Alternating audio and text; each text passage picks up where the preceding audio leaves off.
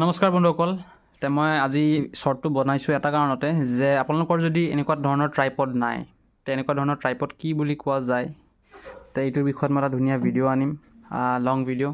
শ্বৰ্টছটোৰ through the মই আপোনালোকক inform কৰি আছোঁ একচুৱেলি। আৰু লগতে মাউনো ব্ৰেণ্ডৰ যদি আপোনালোকক এনেকুৱা মাইক আপোনালোকক লাগে, তেন্তে কিমান কি পইচাত আপোনালোকে কিনিব পাৰিব, প্লাছ গোটেই ফুল ধৰক ছেটআপবিলাক, এই ধৰক ইকুইপমেণ্টছবিলাক যি আমাক ভিডিঅ' বনাওঁতে সাধাৰণতে লাগে, তেনেকৈ এইবিলাক ৰিম'টবিলাক কিয় লাগে, প্লাছ কেবুল।